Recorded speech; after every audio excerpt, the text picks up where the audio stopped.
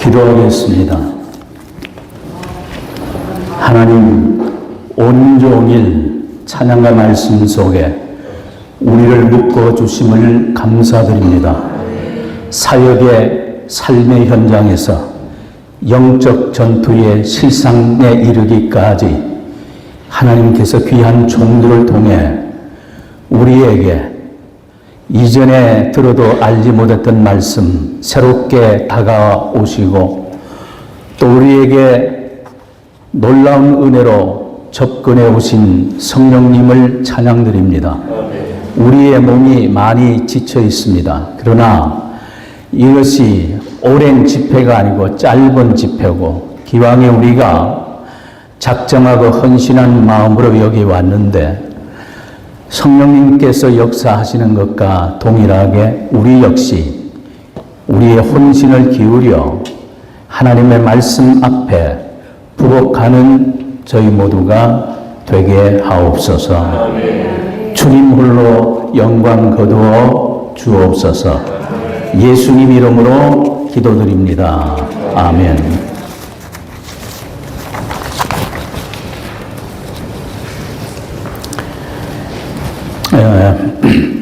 10시 45분까지 되어 있으니까 가능하면 거기에 맞추도록 하겠습니다.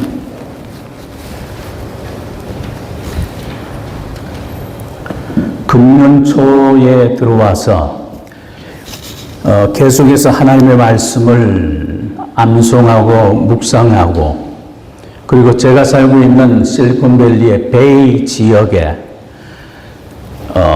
있는 수많은 교회들이 성도들이 미국 땅을 하필이면 단 한 번도 스쳐가지 않은 부흥의 역사 때문에 하나님 이 베이 지역에 부흥을 달라고 15년 전에 몇 분의 목사님들이 모여가지고 기도를 하기 시작해서 하루도 빠짐없이 일주일에 한 번이니까 화요일 날 오후 1시부터 그리고 몇 시간 동안 찬양하고 말씀 듣고 그 다음에는 기도를 하는 거예요. 얼떨떨 부흥을 오지 않아요. 목사님들에게 동정의 변화가 있어서 가신 분, 돌아가신 분, 새로 오신 분 그러면서도 거기에 주축을 이루는 몇 멤버가 있습니다. 저도 이제 함께 기도하면서 오늘날 이렇게 있는데 그런 일은 처음이에요. 그날 저녁에 기도를 많이 하고 그리고 피곤해서 잠자리에 누워서 잠이 들기까지 또 계속해서 기도를 하거든요. 누워서 기도를 계속 하는데 오 주님, 내 주님, 살아계신 예수님, 선하신 주의 이름을 찬양합니다. 주님 이 종을 불쌍히 여겨 주십시오 하고 이제 기도를 하는데 그러고서 이제 잠을 잠깐 깨면서 하나님의 말씀이 제게 임해오기 시작했는데 이틀 동안 하나님의 말씀이 강력하게 오는 거예요. 그건 뭐냐면 이 시대를 깨우는 하나님의 메시지예요. 그래서 사실 오늘은 그 메시지를 전하려고 합니다.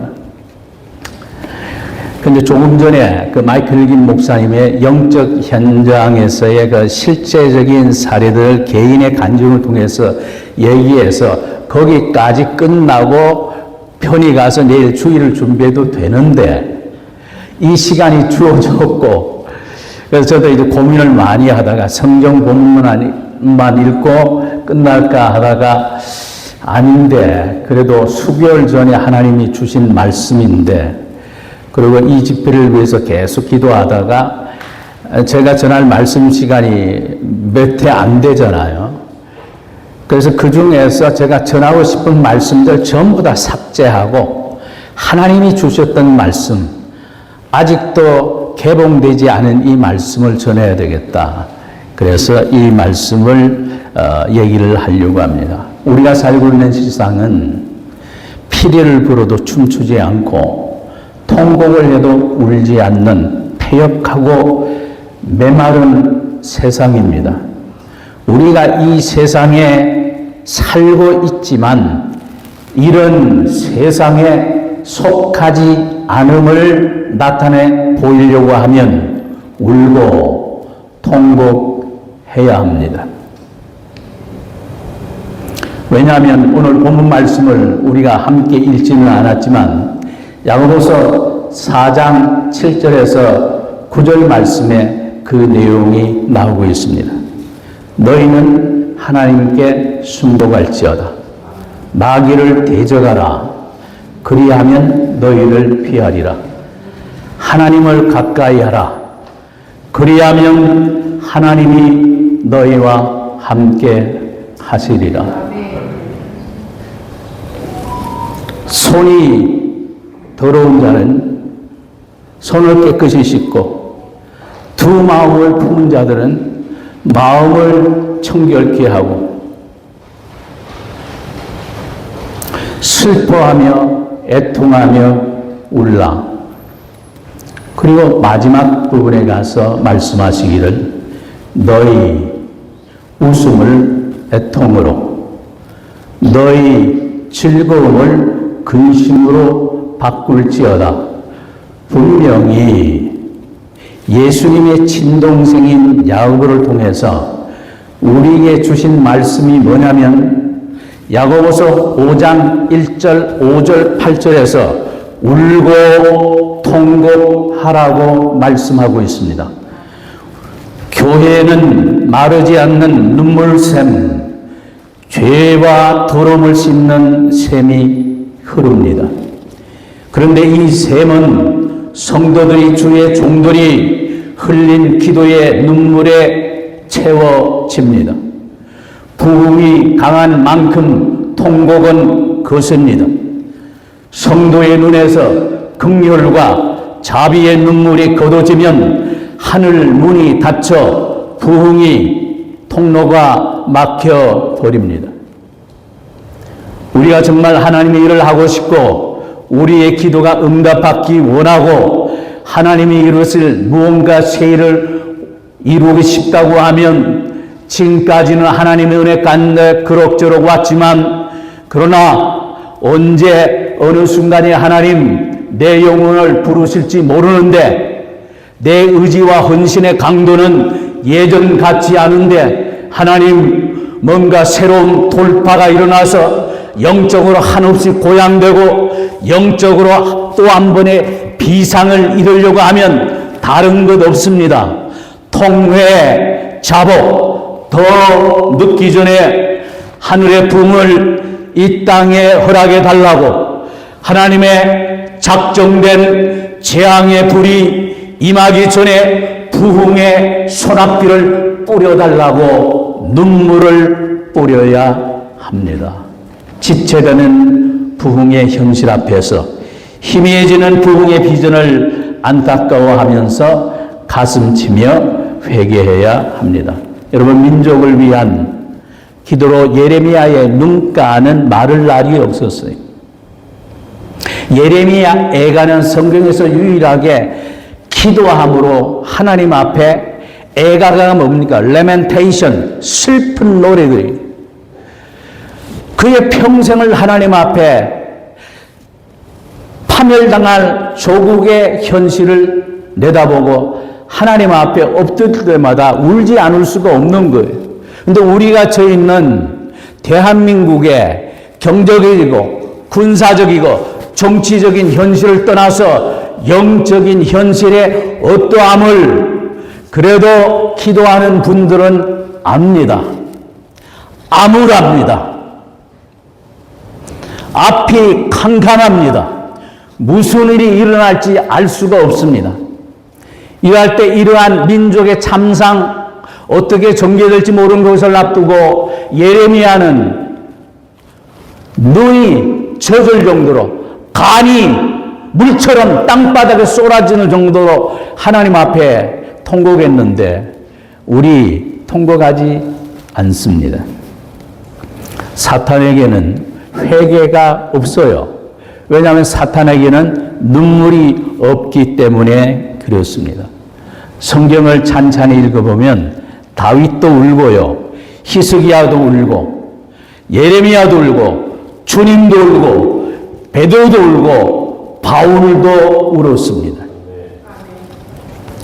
어느 날 수개월 전에 새벽에 눈을 뜨는데 이런 질문이 옵니다.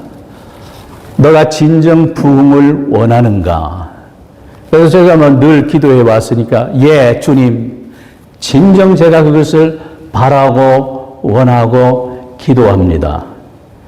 그때 하나님의 메시지가 이틀에 걸쳐서 내 평생 처음으로 그렇게 왕창 오는데 그것도 아주 정제된 언어로 쭉 오는 거예요. 그것이 6통, 8진, 8권, 25령. 무슨 얘기냐면 6개의 통해자복, 8개의 진단, 8개의 권면, 25개의 명령이에요. 한마디만 주어도 충분한데 2020년 1월 20일 저녁 8시에 주경야도라는 말씀 한마디 주셔서 그 말씀 붙들고 지금까지 낮에는 성경 들고파고 밤에는 기도하면서 오늘까지 이 영성을 닦아오며 하나님 앞에 온전해지려고 발버둥을 쳤는데 그때처럼 4마디면 족한데 아니 이게 수천 마디의 말씀이 한꺼번에 폭포수처럼 쏟아지는 거예요. 그 내용이 이렇습니다. 통해자복을 한 첫째 내용이 뭐냐면은 아집을 버리고 교만을 벗어라. 개인은 회개하고 교회는 각성하라. 육성과 죄성과 못된 인간성을 죽여라.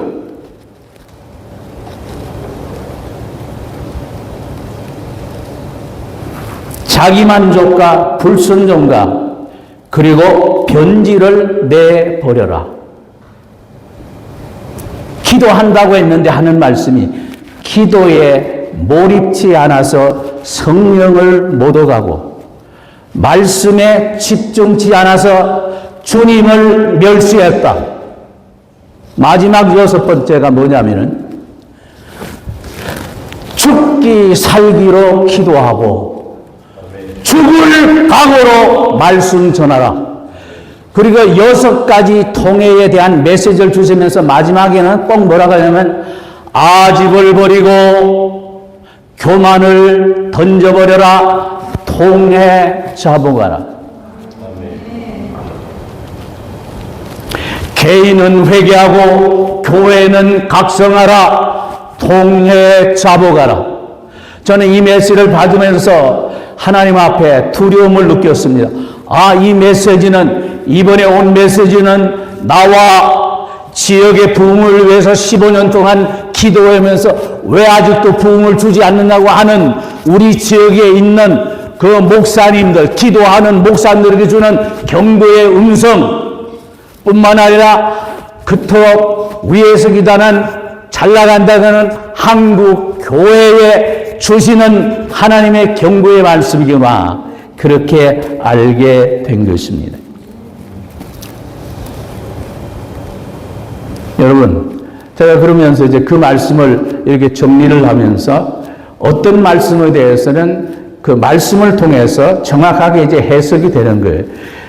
제가 내용을 이걸 다 제가 숙지를 했어요. 그래서 그냥 이걸 참조하지 않고 아이 컨택 하면서 신나게 1시간 외칠 수 있는데 이게 지금 제가 조작해서 만든 글이 아니기 때문에 그 어느 정도냐면은 제가 잠을 깨기 직전인데 꿈결에 말씀의 내용이 스크린처럼 이렇게 쭉 지나가요. 내용이. 그러면 꿈속에 벌써 꿈속에서 말씀을 받으면서 너무 두려운 거예요.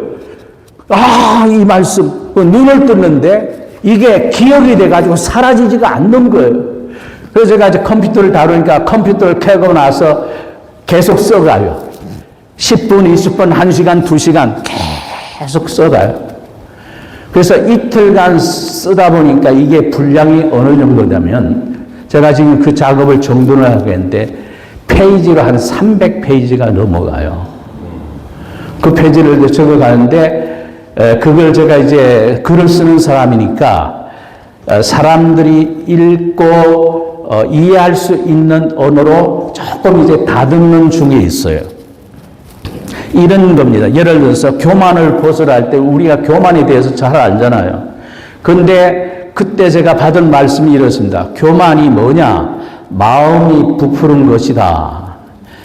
야고보서 4장 6절 말씀을 주시면서 교만한 자를 하나님이 물리치신다.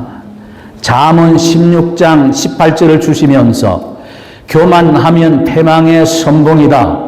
교만은 하나님을 대적함이다. 그러면서 하시는 말씀이 교만에게는 오형제가 있단다. 교만의 첫째 동생이 뭐냐면 오만이다. 오만은 듣지 않는 것이다. 오만 불선, 오만 방자는 말을 듣지 않음으로 해서 생기는 것이고, 시편 1편 5절에서 얘기하기를 오만한 자는 결코 주의 목전에 서지 못하리라. 그 다음에 자만이 둘째 동생인데, 자만은 자기가 중심이라고 자기로 충만했다. 디모데후서 3장 4절에 보면은 마지막 때에 있는 종말 현상을 얘기하면서 도덕적이고 영적인 타락상을 19가지를 언급을 합니다. 17번째에 뭐가 나오면 자고가 나와요. 자고는 스스로 높이는 거예요.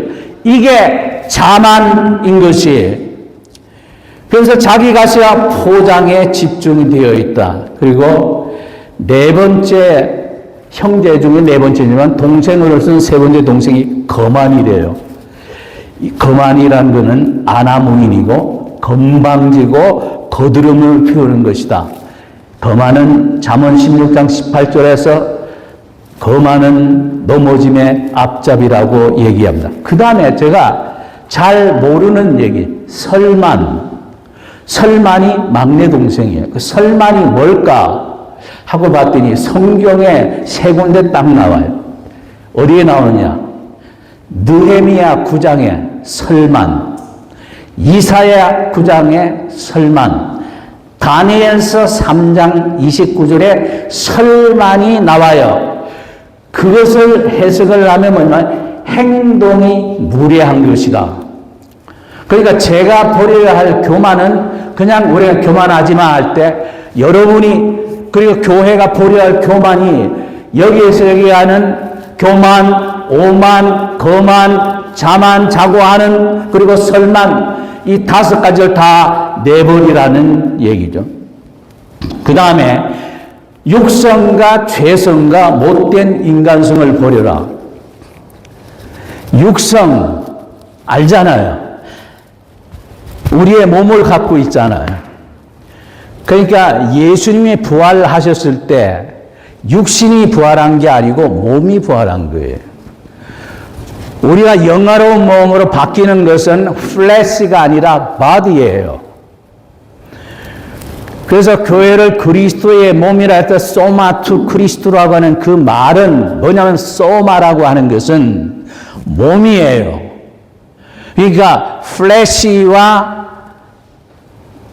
바디는 완전히 다른 거예요. 플래시는 완전히 죄에 속해 있는 거예요. 그 몸은 아니에요. 아직도 영에 붙어 있는 거예요. 근데 죄성이 있어요. 육성 속에 죄성이 붙어가지고 우리로 하여금 순간순간 쓰러지게 하는 거예요. 근데 그거는 아는데 그 다음에 뭐냐? 못된 인간성이 있어요. 정말 선하고 착한데도 불구하고 하나님이 바라볼 때는 못된 인간성이 있어요. 그러면서 하나님께서 정확하게 저게 46가지의 못된 인간성을 발표를 해 주시는 거예요. 제일 먼저가 악한 생각, 참소, 분노, 악독, 정죄, 저주, 증오, 시기, 비방, 비방, 보복, 살인, 자만, 경쟁, 다툼, 아첨, 험담, 습관적 나태, 위선,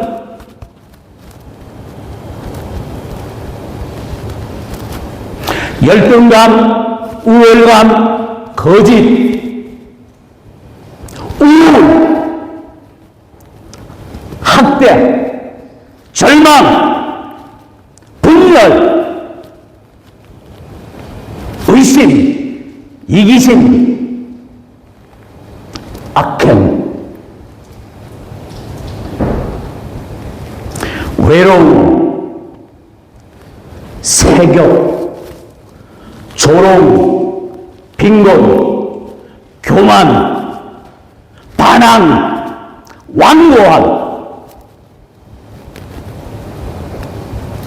유혹, 고통, 방탕,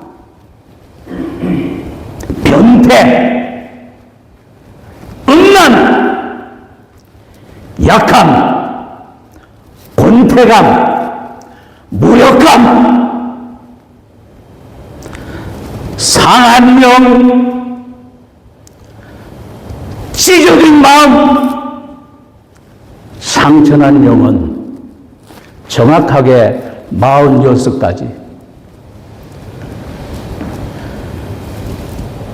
그렇게 기도하며 몸부림쳤는데, 그렇게 하나님의 말씀을 묵상하고 하나님 말씀의 거울에 내 내면을 들여다보면서 주님, 내 눈을 열어 주의 법에 기이한 것을 보게 하시고 걸어가신 주의 형상, 천국의 영광 바라볼 뿐만 아니라 무엇보다 제 자신의 속을 들여다보게 해 주십시오 라고 했더니 제 속에 거기에 뱀처럼 또아리를 들고 구중물처럼 잔잔하면 잠겨져 있다가 휘저으면 때때로 튀쳐나오는 이 못된 놈의 인간성 46개의 그림자가 제게 있더라는 얘기예요.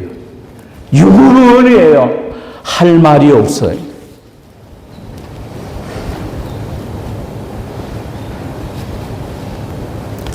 그러니까 이게 6개의 통해자복을 이래라 하고 난 뒤에 구체적으로 몇 가지 알려주는데 그것만 봐도 야 이게 그러니까 하나님 앞에 엎드려 기도하면은 이런 것들 놓고 하나님의 자비와 긍휼을 구하고 내가 하나님이 이래 주시오 저래 주시오 기도할 자격이 도저히 될 수가 없는 거죠.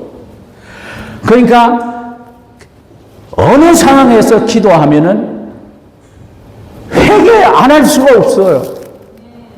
통회 자복이에요. 통회. 그냥 회개가 아니라 통회 자복이. 그러니까 영어 성경에는 그냥 contrite and confess라고 되어 있어요. 두 가지의 중요한 영의 깨어짐의 양상을 그렇게 표현을 하고 있습니다. 여러분, 우리에게서 통회 자복이 사라지면은요, 제일 먼저 나타난 증상이 무엇인 줄 압니까? 눈물이 메말라 버립니다.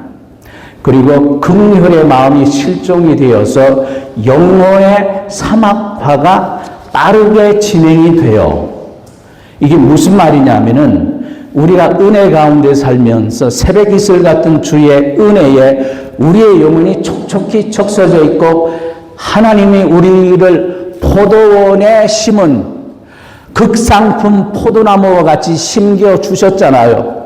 그러니까 아름다운 것들로 가득 채워졌는데 영혼의 사막화가 이루어지면 옛날에 지구에서 가장 산림이 번창했던 사하라가 이제는 그 모든 식물과 생명이 살 수 없는 사막으로 변질된 것처럼 하나님의 은혜와 하나님의 은사와 하나님의 능력이 우리 속에 거하던 그 아름답던 천사와 동행하며 하늘나라 바라보며 생각만 해도 감격의 눈물을 흘리던 우리의 마음이 이제는 아무리 얘기를 들어도 마음이 약간 찔끔할 뿐이고 그 시간 지나가면 어제와 똑같이 농담 따먹게 하고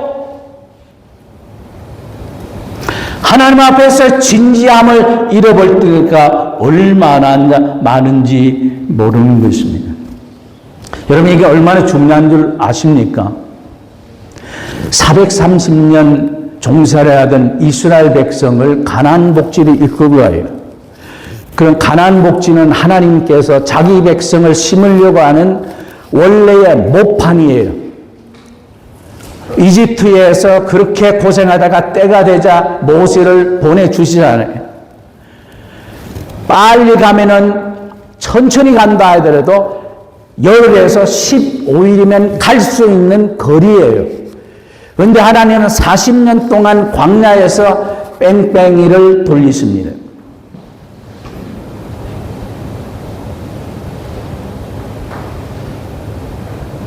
두 가지 이유였죠. 이스라엘 측에서 생각하면 그들이 너무 교만하고 불순종했기 때문에 광야가 다바르잖아요. 말씀이 또 다바르입니다.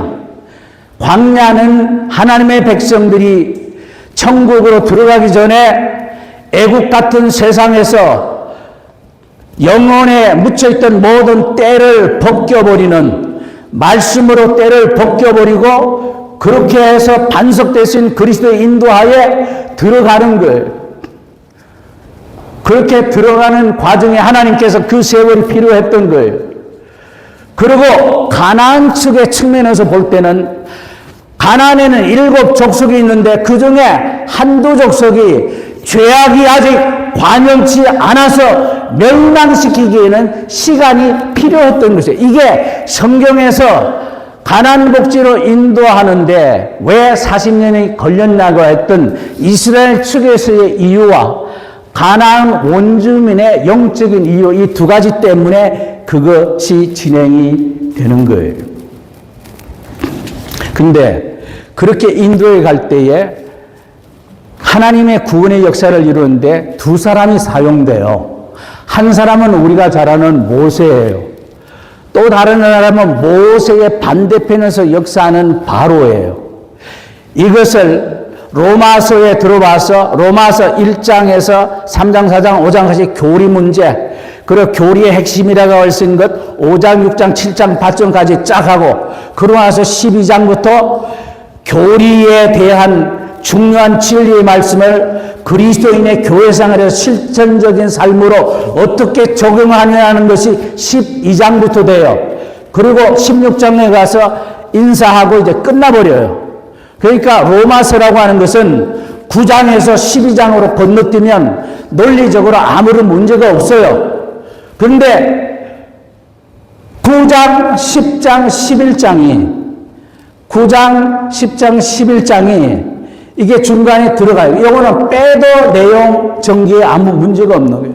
그런데 왜 이걸 넣느냐? 이방인 구원에 대해서 한참 얘기를 하던 그가 9장, 10장, 11장을 넣은 것은 유대인 구원의 비밀을 거기에 담아 놓았기 때문이에요.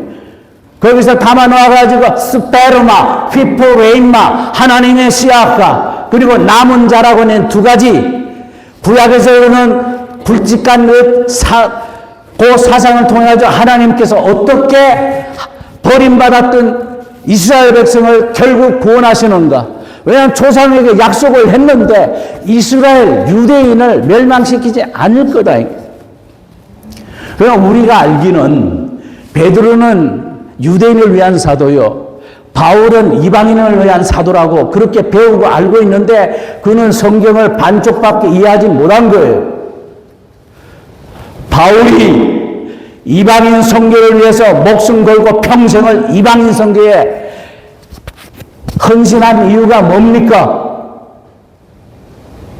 참 감람은 이스라엘이 하나님의 뜻대로 거기에 합당한 열매를 맺지 못하자 이방인 가지를 꺾어가지고 거기에 접붙여가지고 이방인을 통해서 구원이 이루어지니까 참 감람은 이스라엘이 아니 우리가 선민인데 저 개같이 천대받던 이방인들이 어떻게 하나님의 구원을 받나. 그래서 시기심을 불러일으켜서 유대인들과 하여금 회개토록 하기 위해서 베드로가 이방인 선교에 목숨 걸었던 것은 그렇게 해서라도 내 민족의 구원을 위해서예요. 그것 때문에 9장, 10장, 11절이 있는 거예요.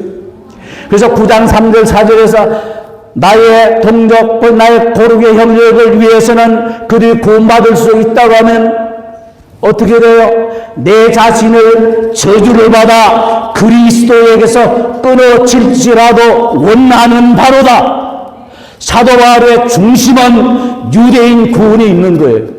그 한 목표를 위해서 그의 나머지 13서신의 모든 내용들이 들어갔던 거예요.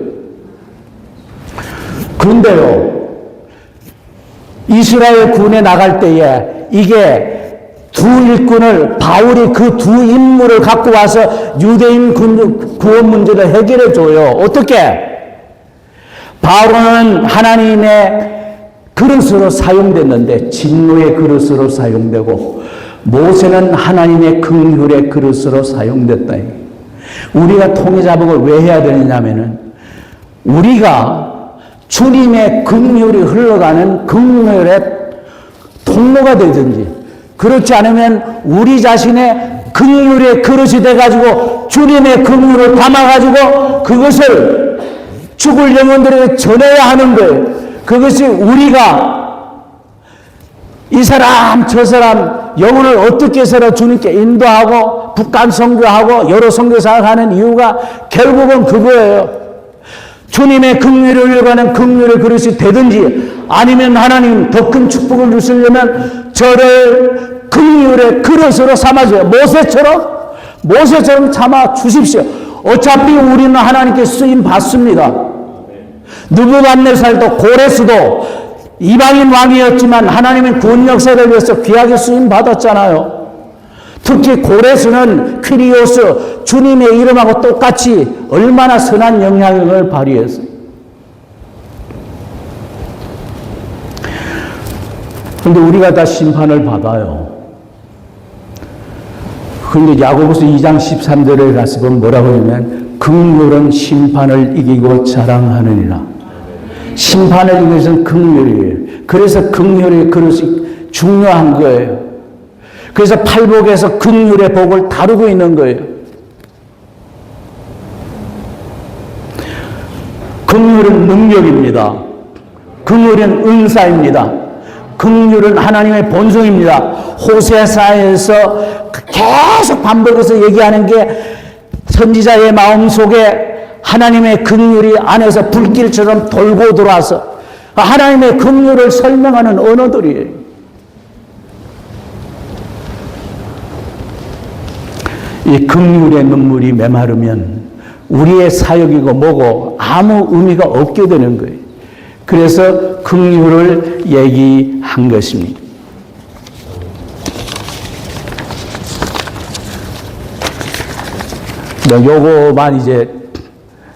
요거만 얘기했는데 요것도 깁니다. 뭐냐면은 제가 이제 성경 내용은 이렇게 알지만은 그 하나님께서 이렇게 착착 주시는데 그 메시지가 오면서 어떤 식으로 메시지가 오냐면은 그렇게 메시지가 오잖아요. 오는 순간순간 말씀이 여기저기서 탁탁탁 튀어나오는 거예요. 그 뭐냐면 통해자복인데, 그러면은 왜 통해자복을 하라 할까? 통해자복의 성경적인 원형은 무엇일까? 그걸 아는 그 모델 삼아 내가 할 수 있는데, 그런데 성경에서 기도와 연관된 통해자복 사건이 10가지가 나와요. 그걸 제가 순서적으로 얘기를 하겠습니다. 하갈, 창세기 21장 16절, 17절. 유대 백성들, 에스라서 10장 1절. 또 유대 백성들, 느헤미야 10장 1절. 사무엘의 엄마 한나, 사무엘상 1장 10절. 그 다음에 다윗 시편 51편 17절, 6편 6절. 히스기야, 열왕기하 20장 3절과 5절. 요시야 왕, 역대하 34장 27절.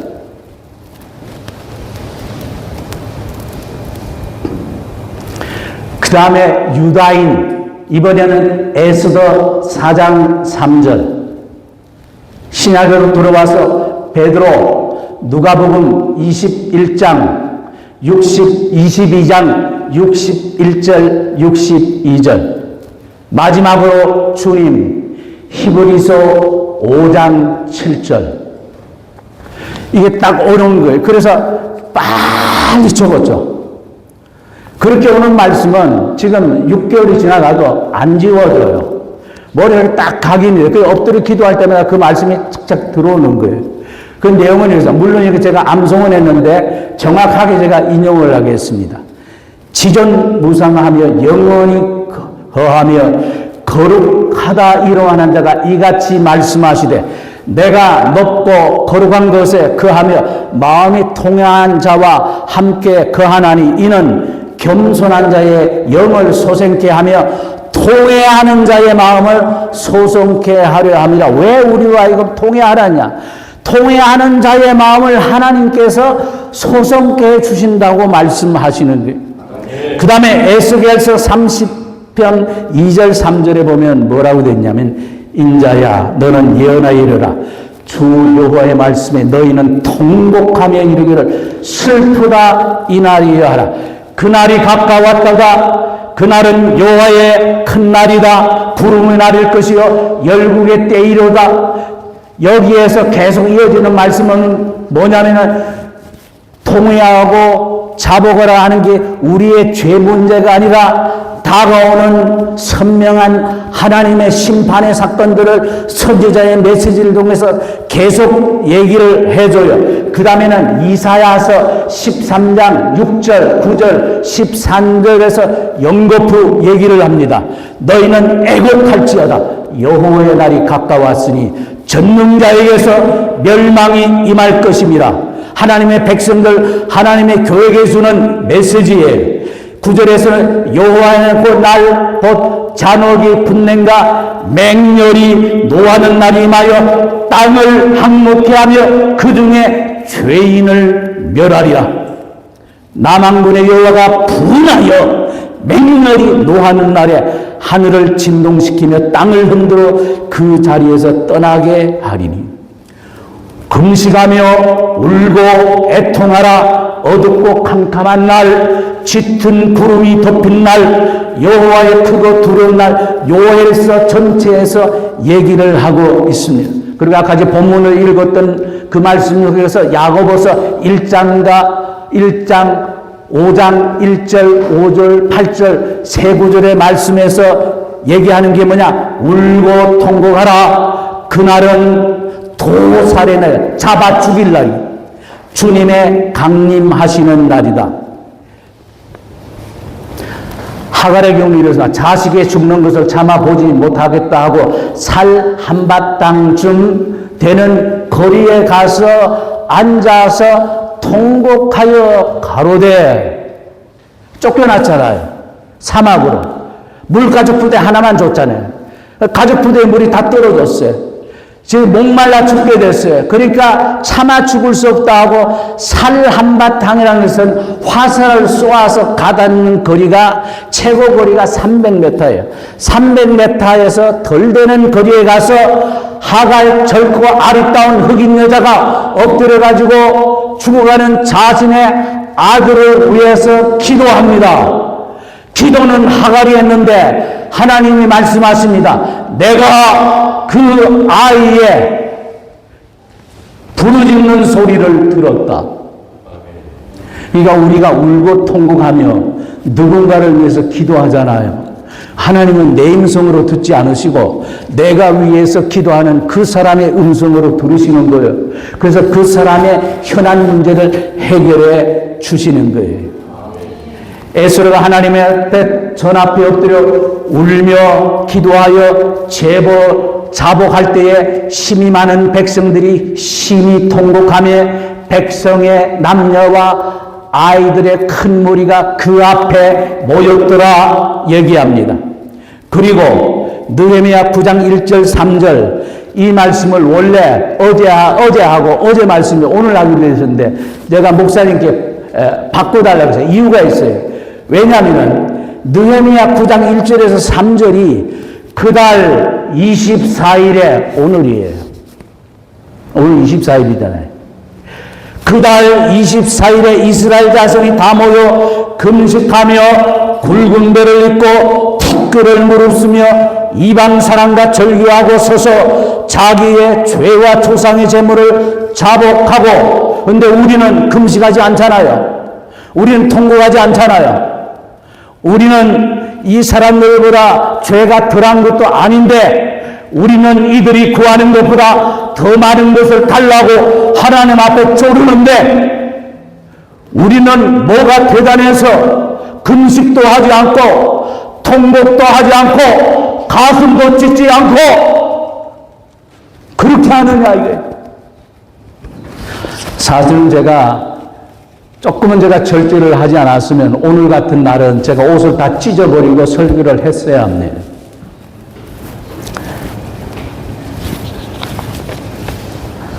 제가 수년 전에 LA에 있는 강정민 목사님, 제가 참 평생 아끼고 사랑했던 후배고, 강정민 목사도 저를 굉장히 좋아하고, 그래서 외부 집회를 가면서 저를 자기 교회 주일 설교를 부탁을 했어요.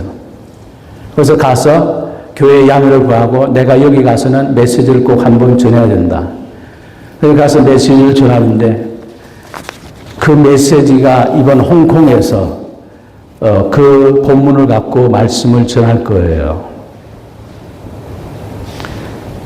전도서 7장 13절 14절 말씀을 인용하면서 욥기 1장 21절 22절을 인용하면서 할 때 성령께서 감동을 하셔서 제가 다시 옷을 찢을지 절제를 할지는 모르겠어요. 그러나 LA에서 설교할 때는 그날 성령께서 저에게 감동을 했어요. 그래서 십남매 다 잃어버리고 재산 다 잃어버리고 그 얘기를 듣는 순간 욥이 엎드려서 기도하고 있다가 그 소리를 듣는 순간 일어나 머리를 뜯고 겉옷을 찢어 주신 자도 여호와시요 취하신 자도 여호와시오니 여호와의 이름의 찬송을 받으실지라 하고 그 입으로 하나님을 위하여서 어리석게 원망하지 않고 범죄하지 않았다는 얘기할 때 그 순간 욥의 그 고난 속에 그 억울한 그 상태의 그 심정이 순간적으로 제게 임해와서 옷을 따게 우다다닥 신기 설교를 했던 시장 정답 왁 하고 다 놀래 자빠졌어요. 그래서 그런 충격적인 설교는 평생에 한두 번 하면 족한 것 같아요. 그래서 사실은 오늘 예를 들어서 분위기가 됐고 제가 홍콩 집회를 안 가면 와이셔츠가 지금 이거밖에 없어요. 그래서 이걸 뜯으면 안 돼요. 그래서 할 수 없이 제가 이제 그렇게 하는 거예요. 그런데 제가 지금 무슨 얘기를 하냐면 그러면서 울며 통곡하면서 그날 이 사람들이 한 동작에 있어요. 자신의 죄와 12의 죄악을 회개하면서 낮 3분의 1은 낮 3분의 1은 하는 얘기가 거기에 나와요. 또 뭐라고 나와요?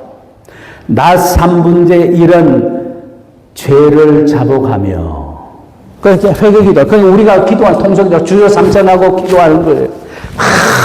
기도해가지고 3시간 기도할 수 있어요. 근데 그 다음이 문제예요. 낮 4분의 1, 낮 4분의, 낮이 12시간인데 4분의 1이니까 3시간 하니까 집회 시간이 6시간 걸렸어요. 근데 6시간 집회가 뭐냐면 3시간은 회개 기도고 3시간은 설교가 아니에요. 본문 말씀이 있는데 하나님의 율법의 말씀을 읽는 거예요. 제게 기회가 주어져서 어느 곳에서 집회를 인도할 기회가 있다면 3시간 동안 일어서서 내 죄와 민족의 죄를 위해서 3시간 통에 잡아가는 그 시간을 채우고 싶고 3시간 동안은 내가 설교 준비할 것 없이 여기 있는 하나님의 말씀을 3시간 동안 설교 대신에 3시간 동안 외치고 싶어요. 여러분은 그런 집회 한번 구상해 보세요. 왜냐하면 지금 제가 나오기 전에 지금도 마찬가지지만 로마서 8장을 암송하고 있거든요. 영어로. 왜냐하면 미국 목사님이 딱 나오는데 설교를 하는데 로마서 8장 갖고 설교를 하는데 로마서 8장 1절부터 39절까지 있는 내용 본문만 얘기해요. 본문만 얘기하는데 거기에 있는 데서 강조를 하고 설교 투로 하면서 하는데요. 반응들이 엄청나요. 언제 기회가 되면 들어가서 한번 보세요. 그 목사 이름은 제가 기억을 못해요. 그런데 수십만 사람들이 그걸 이제 들여다보면서 말씀 자체에서 은혜를 받는 거예요. 그러면서 제가 이제 그 39절을 며칠을 위해서 다 이제 암송을 했는데 이게 완벽하게 할 때까지 제가 계속 제가 숙성을 시키고 있는 중에 있는데 하면서 제가 그런 스타일로 한번 해보니까 와 이거 장난 아니에요. 그러니까 여기 이제 목사님들 계시고 선교사님들 계시고 앞으로 목회를 하실 분들도 계시고 한데 그러면은 집회를 한번 그런 집회를 한번 해서 인간의 설교 필요 없어요. 제가 청년들을 지도하면서 청년들에게 생사 같은 이 청년들에게 영적인 경험을 일으켜주자 해서 3일 철야기도 금식기도 하면서 첫날 저녁에 제가 설교를 간단하게 하고 기도회를 인도하고 어떻게 기도하냐 가르치려고 하는데 본문을 읽으세요. 갈라디아서 1장 20절 나를 사랑하사 나를 위하여 자기 목숨을 버리신 하나님을 믿음 안에서 내가 사는 것이다. 이제 내가 육체 가운데 사는 것은 그 구절을 다 읽기도 전에 청년 하나가 으아! 다 놀랐어요. 회개가 터져버린 거예요. 그래서 그 순간 제가 판단했어요. 여기서는 성령님이 말씀으로 역사하는데 내가 설교할 이유가 없다. 설교를 안 했거든요. 그러니까 말씀의 역사가 엄청납니다. 설교는 물론 기도해서 정말 준비해서 외쳐야 되지만 이런 집회를 한번 이 집회 하려면요 엄청 기도를 준비해야 됩니다. 그리고 3시간 기도만 하고 3시간 말씀만 읽는 거예요. 그 어떤 집회보다 놀라운 역사가 일어나리라고 저는 믿습니다. 자, 나머지는 제가 아까 성경 구절을 인용했으니까 제가 시간을 다른 말씀을 잠깐 전하기 위해서 시간을 절약하겠어요. 전 오늘은 정확하게 시간 전에 제가 끝납니다. 저는 이제 부탁을 받으면 5분 설교해주면 5분에 끝나고요. 어떤 데 갔더니 2분만 해달래요. 오케이, 2분. 강사비는 1시간 하나, 2분 하나 똑같아요. 그러니까 내가 뭐 싫어할 이유가 없지. 어떤 데 갔더니 목사님 주일날인데 저희 교회는 주일 설교 3시간을 합니다. 그날 제가 3시간을 했어요. 그러니까 해달라고 어저께는 목사님이 자유를 주셨고 했는데 내가 여러분이 너무나 피곤하고 지친 가운데 있는데 그래서 어저께 제가 준비한 설교의 반을 줄인 거 아니에요. 줄여도 시간이 꽤 갔잖아요. 근데 오늘은 내일 주일도 있고 하니까 분명히 10시 45분 이전에 끝납니다. 제가 무슨 말씀을 하려고 하냐면은 울고 통곡하고 그 다음에 어제 하나님 앞에 하나님 마음에 드는 한 사람, 하나님이 구하는 믿음, 하나님이 원하는 순종, 하나님이 원하는 기도의 어떤 단계에 우리 자신이 들어가기 위해서 해서 제가 얘기를 했잖아요. 그런데 앞으로 우리가 하나님의 사역을 하면서 개인의 영성이나 교회 부흥이나 어떤 사역에 특정한 일을 이루려고 하면은요, 우리 근황 되지 않습니다. 목사들 성격 다르고, 실력 다르고, 목회 방향 다르고, 설교토 다르고, 다 달라요. 잘하고 못하고 다 있어요. 차이는 있어요. 근데 그게 중요한 게 아니고요. 다르면 다 다를지라도 같아야 될 게 하나가 있습니다. 그게 뭔 줄 아십니까? 기도와 말씀이에요. 목사는 기도와 말씀의 전문가예요. 사도행전 6장 4절 이전에 구제 사건으로 인해 가지고 헬라파 유대인과 히브리파 유대인 사이에 분쟁이 생기고 그래서 교회가 부흥되다가 갑자기 교회에 분쟁이 생겨서 분위기가 이상하게 되잖아요. 베드로를 비롯한 사도들이 영적인 사람들이니라 문제의 핵심을 발견하고 바른 해결책을 제시합니다. 그래서 자기들이 담당하고 있던 모든 재정권, 바나바를 비롯했던 많은 사람들이 은혜 받고 사도들의 밥과 재산을 갖다 바쳤거든요. 그거 갖고 구제하고 사역을 하다가 문제가 생기니까 사도들이 그 교회의 막강한 재정권을 평신도 7무리에게 맡겨버리기 위해서 7을 선택한 것이 7 안수집사의 시초라고 우리는 알고 있지 않아요. 그리고 사도들이 뭐라고 했냐면 우리는 지금까지 먼저 해야 될 primary duty, 법무, 우리가 해야만 할 가장 우선적인 일을 우리가 제쳐놨다. 그거 하자. 우리 그거만 하자. 그게 뭐냐면 우리는 이제부터 기도하는 것과 말씀 전하는 것에 전무하리라. We will give our attention to the prayer and the ministry of the word 라고 얘기를 하고 난 뒤에 그때부터 사도들이 하는 것은 기도만 하는 거예요. 행정도 중요하고 인간관계도 중요하고 배고 다 중요하지만 기도와 말씀에 저촉이 있으면 안 돼요.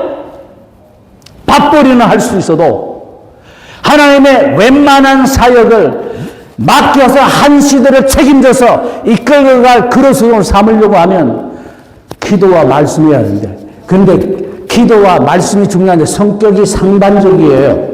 기도는 내가 1시간을 했는지 24시간을 했는지 몰라요. 그리고 24시간 기도한 사람하고 1시간 기도한 사람하고 영성이 정비례하는 것도 아니에요. 어떤 사람의 영이 고강하고 영적 무흥의 상태가 상당한 지경에 있으면 30분 기도해도 웬만한 사람 10시간 기도한 것을 능가할 수가 있어요. 기도는 프라이빗한 겁니다. 그러나 그에 비해서 말씀은 퍼블릭한 겁니다.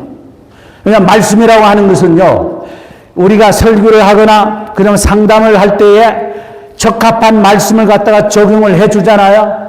그런데 말씀이 충만하면 어떻게 되냐면 저는 누가 얘기를 하잖아요. 문제 딱 제시하면 동시에 순간적으로 5, 6구절이 쫙 튀어나와요. 그러면 한두 줄을 하면은 문제 다 해결돼요. 찔긴 문제는 4번째, 5번째 방법 정도 가면 다 해결돼요. 그 정도 돼요. 그러니까 목사가 설교 때문에 고민한다.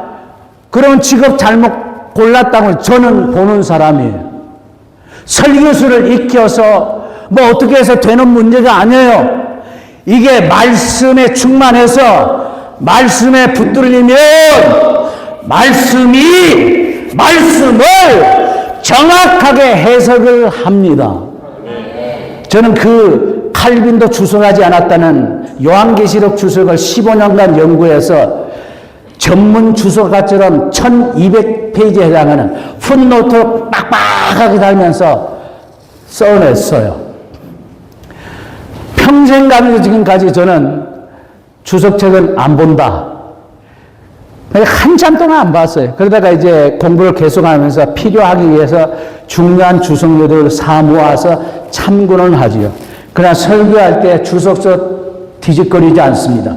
유명한 설교자 한 번도 평생 은퇴하기 직전까지 건드려 본 적 없어요. 남의 설교 표절 꿈에도 못 꿀 생각입니다. 어떻게 그게 가능해요? 창조의 하나님의 창조의 여기 설교를 한 영혼을 지옥에서 천국으로 이끄는 문제인데 그거 표절할 수가 없어요. 참고는 할 수 있지만. 그러니까 그런 문제 상담에 의해서도 말씀과 관계된 것에 대해서는 그냥 거기에 통달을 해야 돼요. 통달의 상태가 어느 걸 알고 싶으면 제가 오래전에 두란노에서 썼던 성경 통달이 이루는 방법, 창조적인 사고방식법, 그 책은 굉장히 내용이 괜찮습니다. 그거 사서 보시고 아마 절판됐을지도 몰라요. 마이클 빈 목사님은 저희 집에 있으니까 언제 저희 집에 오시면 그 책이 다행히 제게 있어요. 예, 있어서 그 책을 이제 드릴 수가 있어요. 그러니까 성경을 보요. 성경 제가 이제 뭐 150도, 200도 했다. 그 자랑하는 마음으로 제가 얘기한 적이 한 번도 없습니다. 왜냐하면 지금도 말씀에 목을 하기 때문에 계속 성경을 봐요. 성경을 보고. 그러니까 성경은 계속 봐야 됩니다. 계속 받아 보면 하나님이 어느 순간 은총의 역사를. 목사님이 이제 얘기하시면서 제가 자유롭게 좀 얘기하겠습니다. 10만 평 땅을 달라고 기도한다. 기도를 하세요. 창세기 26장 12절 13절, 신명기 8장 18절. 그 정도 말씀 붙들고, 거기 재물과 관계된 거는 그걸 이제 기도를 하고, 그 다음에 목사님이 아까 이제 친구니까 이제 얘기를 하는데, 하나님의 이제 지혜에 대한 얘기를 하길래, 그건 제가 늘 이제 고민하고 기도하던 문제니까 하나님의 지혜를 구하는 문제를 하나님 앞에 어느 날 기도하는데, 하나님이 제게 특별한 지혜를 주십시오. 나이 40이면 내 세포가 하루에 10만 개씩 죽어가는데, 주님, 이미 죽은 내 세포 부활시켜달라고 하지 않을게요. 그리고 앞으로도 죽어갈 제 내 세포는 그거는 자연의 섭리인데, 제가 때를 쓰지 않지만 다만 다른 사람들에 비해서 내 세포가 죽어가는 속도를 조금 줄여 주십시오. 그러면은 아인슈타인은 하나님이 주신 뇌의 능력을 2%만 활용해서 인류에게 어마어마한 혜택을 입히고 갔는데, 보통 사람들은 1%도 쓰지 못하고 다 죽어버려요. 제가 IQ가 조금 높아요. 150 단위 이상이 돼요. 그런데 그 IQ 때문에 성경 암송하는 건 아니에요. 그러니까 잘 배워지는데 다시 복귀를 하려면 잘 틀려요. 그러나 하나님 앞에 기도하면서, 하나님, 제게 특별한 기회 주시면 다른 거 안 쉬고 성경 암송하는 자만 쓰겠습니다 하고 난 뒤에 얻은 지혜, 제 지혜가 한참 저 고공을 행진할 때, 그때는 30대, 40대. 그런데 50대 중반에 내 세포가 한참 죽고 난 뒤에 하나님의 은혜를 주신 그 은혜를 따라서 성경을 암송하는데 젊을 때보다 더 잘 암송이 되고요. 그리고 하나님 앞에 이런 기도를 했습니다. 하나님, 솔로몬이 하나님 앞에 기도해서 지혜를 얻어서 인류 가운데 그가 누린 지혜, 전에도 없었고 앞으로도 없으리라고까지 얘기했는데, 주님, 저는 솔로몬의 지혜 원치 않아요. 솔로몬의 지혜보다 더 나은 지혜를 원해요. 제게 지혜와 계시의 영을 허락하셔서 복음의 비밀을 깨달아 이 복음 전해서 죽어가는 자를 죽음의 상태에서 살리는 것을, 잠든 영혼을 깨우고 병든 영혼을 고치고 상한 영혼을 어루만지고 방황하는 영혼을 주님께로 이끌 수 있게 해주세요 하는 성경을 보는데, 갑자기 다니엘서를 들어가서 다니엘서를 읽어가는데, 다니엘서 5장 12절, 14절, 16절 말씀이 딱 들어오는데 제가 전기 충격을 받은 것 같지. 여기 있네. 그래서 그 자리에서 개역 한글과 NIV 영어 성경을 쫙 암송을 하고, 그러고 나서 주님, 이것 원합니다. 근데 그거 주셨어요. 그게 뭐냐면요, 다른 게 아니고 14절에서 얘기하는 게 그게 정점인데, I have heard about you, you have 하면서 뭐라고 하냐, 너는 insight, intelligence and outstanding wisdom.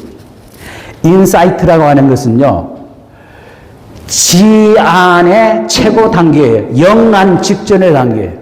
인사이트는 안으로 파고 들어가서 사물의 핵심과 본질을 깨뜨려 알 수 있는 능력, 사물과 사람과 사건에 대해서, 그게 인사이트. 그걸 우리말로는 보통 통찰력이라고 그래요.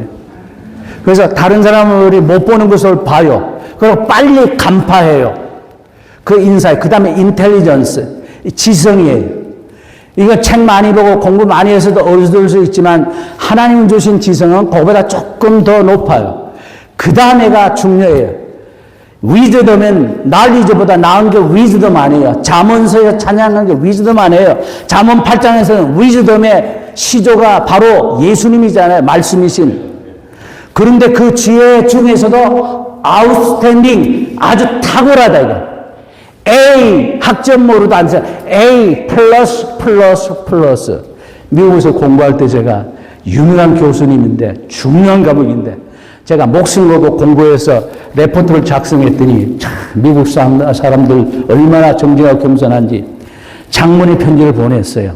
제 시험지에도 채점을 가는데 그때는 제가 피터라는 이름을 갖기 전에 명이니까 잘 읽었다. 너무 잘 됐다. 그래서 이것을 네가 허락해 주면 이 내용을 자기가 앞으로 개인적으로 사용해도 되겠느냐. 그래서 예, 사용하십시오. 그래서 제 대답을 듣기 전에 A 플러스 평생 처음으로 받아봤어요. 이게 뭐냐? 탁월함의 지혜예요. 탁월함의 지혜. 그러니까 그걸 위해서 나 이제 목사님께 그 도전해요. 목사님 그 기도하세요. 기도하시면 돼요. 다른 목사님도 마찬가지예요. 이게요. 성경은 우리에게 보고를 줄 거. 기도하면 다 되는데 이게 어떤 사람은 되고 어떤 사람은 안 돼. 왜? 어떤 사람은 왜 되냐? 아기 같은 순전한 마음으로 믿어요. 믿고 가는 거예요. 암이다, 죽을 병이다. 사람들 울고불고 난데 저는 눈 하나 깜빡하지 않는 것은 말씀이 왔을 때 말씀이 그러했고 그 말씀을 믿고 믿음을 선포하고 그냥 하나님이 해줄 거 나가는데 0.1%의 걱정, 근심, 염려, 탄식 될 것이 없어요. 그거예요. 그러니까 여러분 중에서도 다니엘서 5장 12, 14, 16절을 암송하고 그 묵상하면서 하나님께 기도해서 어느 날 하나님이 여러분의 눈을 밝히셔가지고 말씀에 대해서 통달한 자가 되면요. 와, 사역의 지경이 엄청나게 넓어지고요. 그 말씀을 듣는 가운데 놀라운 역사 일어납니다. 저는 자주는 아니지만 간혹 말씀을 전할 때 회중의 그런 반응을 보여요. 얼굴들이 말씀에 충실해서 일그러지는 모습들이고 끝나고 나면 찾아와서 뛰어와서 목사님 어느 부분에 대해서 그 표현을 그걸 꼭 알려주세요. 꼭. 죄송합니다. 김희연 선교사님이 그건 뭐 별건 아닌데 목사님 그 표현을 꼭 해주세요. 3번을 제게 부탁을 했어요. 이게 뭐라고 하나님 말씀도 아닌데 제가 얘기할게요. 이거는 신앙의 본질의 핵심이고 사역의 본질의 핵심입니다.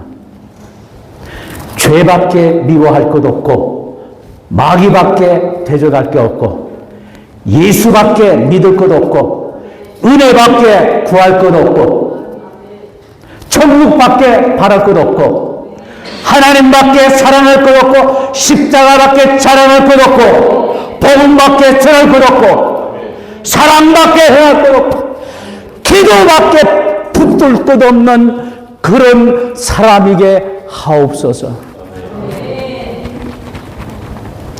저는 사랑하고 존경하는 우리 친구 김영일 목사님 저를 포함해서 여러 사역자들에게 제가 도전을 할게요. 마지막 때에 하나님의 영적 전쟁에서 승리하려면은 다른 사람이 갖지 않는 필살기를 하나씩 가져야 돼요. 비장의 무기를 가져야 합니다. 바울은 그리스도의 좋은 군사가 되라고 얘기했지만 제가 아무리 기도하고 발버둥 쳐도 그리스도의 좋은 군사, good soldier is not enough. Beyond the soldier, be a mighty warrior. 강한 용사가 되어야 돼요. 그래서 제가 수년 전에 두란노에서 강한 용사라고 하는 영적 전쟁에 대한 지침을 썼던 적이 있어요. 그 선교 현장에서 좀 읽혔다고 하고 이번에 제가 홍콩에 가서 10명의 선교 베테랑들 25년 이상의 영성과 모든 면에서 탁월한 그분들에게 그 담임 목사님이 그 강한 용사를 텍스트로 해서 2시간 특강을 해달라고. 그건 뭐 제가 전문 분야니까 아이고 제가 기쁨을 하겠습니다 해가지고 내용 전부 다 만들어가지고 제가 보내줬어요. 그 강의 제가 이제 굉장히 이제 기대를 해요. 근데 성경에 보니까요, 성경에 많은 무기들이 언급되어 있는데 영적 전쟁에서 하나님 앞에 위대하게 쓰임받은 필살기의 무기가 딱 15개가 나옵니다. 제가 그걸 얘기해요. 그 중에 하나만 있습니다. 제일 먼저 등장하면요, 모세의 능력의 지팡이, 하나님의 거룩의 임재의 상징인 아론의 쌍난 지팡이, 죄의 근원을 뿌리째 뽑기 위해서 음탕한 남녀의 가슴팍을 찔러댔던 비느하스의 창,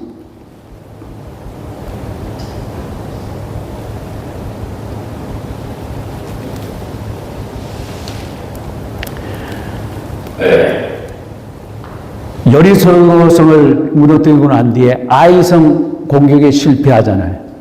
깨닫고 난 뒤에 아이성을 진격하려고 해서 아이성을 향해서 가르쳤던 여호수아의 단창,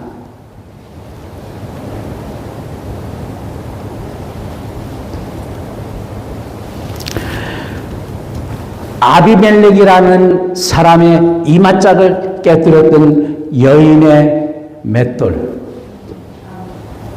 시스라 군장의 관자놀이에 박아서 그를 죽였던 야헬의 말뚝,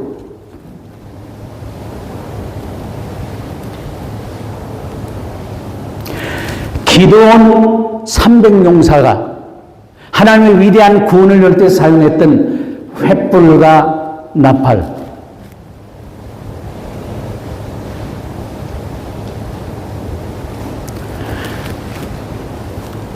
적장에 목을 뱉던 산갈의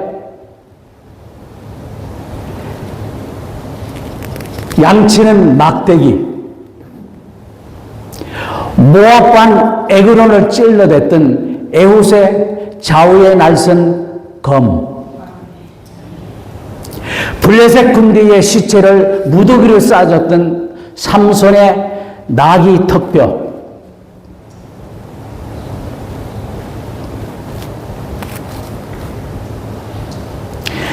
골리앗의 이맛박을 깨뜨려버렸던 다윗의 물맷돌.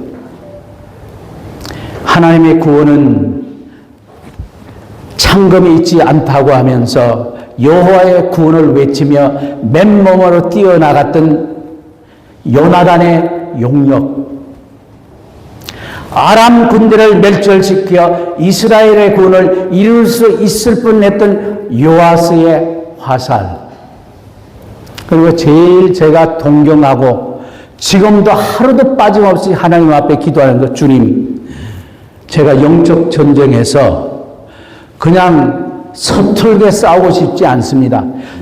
선봉에 서겠습니다.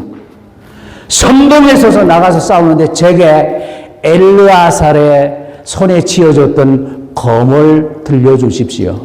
엘르아살이 누구냐면은 다윗에게 우리야, 충신 우리야를 비롯한 30용사가 있고 그 30용사의 우두머리 셋이 있어요.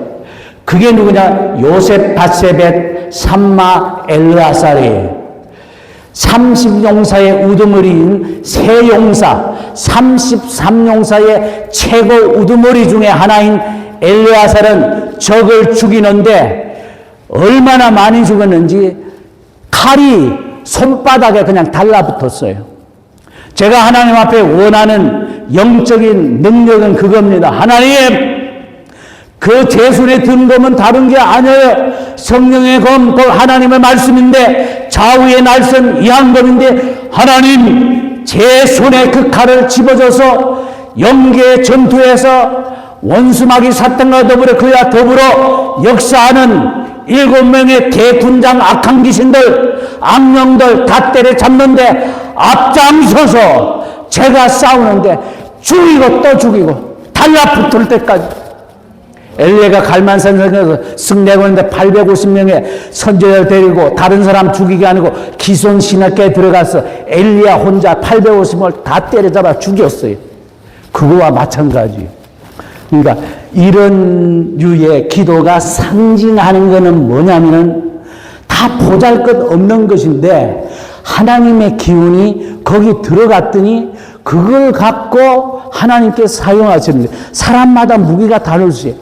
여러분, 그와 같은 은혜와 역사가 있게 되기를 주님의 이름으로 축원합니다.